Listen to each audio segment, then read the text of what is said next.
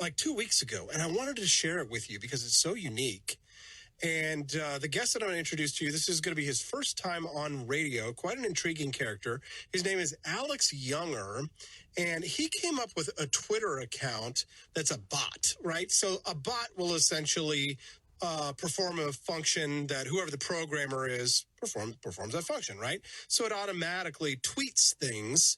And this bot that was created by Alex Younger just so happens to tweet Congress's stock trades. It's called Hazlitt Research. Alex Younger is joining us on the phone right now. Good morning, Alex. Good morning, guys. Thanks so much for having me on the show. It's good to be here. Yeah, delighted to have you here. You're a data scientist, you are a software developer, and you have created a Twitter account that tracks Congress's trades. Why? Yeah, that's right. The Twitter account's called Hazlitt Research, and you can find it on Twitter just by searching at Hazlitt Research, all one word. I created it originally because I was actually just looking for hot tips myself, and I figured, well, why not go to Congress? They have a, pretty good track record. And I sort of viewed the account towards people who might be looking for quick tips on stocks to buy in this crazy market. And like I said, seeing the kind of returns that Congressman makes on their trades, I don't think it's a bad strategy. So, no. Why is it not a bad strategy, Alex? Well, for instance, Nancy Pelosi started buying Microsoft just as soon as the stock market crash of 2020 began. And just about 2 weeks before it was revealed that Microsoft won a big augmented reality deal with the U.S. Army, she bought a massive chunk of Microsoft. This is all public record. And she's now up between 160 to 200% on that trade. So definitely it's not a bad strategy is what I'm trying to say. Alex, your Twitter account, Alex the Young with an A after it, says that you're a freedom maximalist. What do you think about the idea that some people have proposed, Senator Josh Hawley and others, have proposed to ban Congress from engaging in stock trades? I think it's interesting, especially given the timing of all this is very convenient because the Federal Reserve is just about to start raising rates, and they claim they're going to tighten the balance sheet, and that's going to send some stocks lower. So it makes the decision to stop trading a lot easier for them. It's possible they're not going to make much money in this coming market anyway, so they might as well take advantage of that to appear altruistic. That's my gut feeling on it. Yeah, my thinking on this, Alex, is just that they're going to do what they want to do anyway. They'll use their grandsons or their grandkids or whatever to do these stock trades. So probably the best way to handle something like stock trades in order to prevent some kind of insider trading knowledge, regulatory capture situation, Alex, is to just make it as transparent as possible, which is what you've done here with this bot, right? Yes, yeah, and that's totally possible as well. And yeah, there are other accounts on Twitter that do something similar to me, to this account. But as far as I know, my account's the only one that posts every single Congress trade. Just as a couple of honorable mentions, I'd love to just give a shout out to a couple of other Twitter accounts out there. There's another account called Congress Stock Watcher. It does something somewhat similar, although they tend to post a lot of the sort of where congressmen basically ignore the Stock Act, and a lot of times they don't post their trades within the window that they're supposed to. That account really tracks that. It tracks a lot of the corruption involved there. And there's another account called the Unusual Whales account, it's become a massive account for good reason.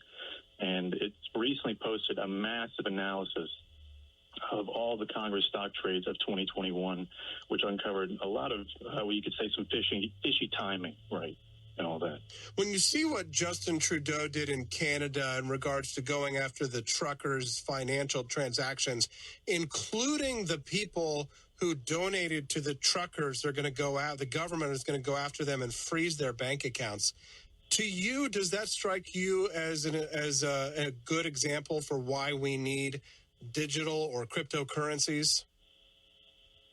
I think that crypto could definitely help with that issue. If I was a trucker, I would be trying to get my money into Bitcoin as soon as I can. You know, it's still going to be tough because, I mean, these guys have to pay for gas and you know, it's like you can't buy everything with Bitcoin, unfortunately. But I think that's one of the best use cases for cryptocurrency at the moment.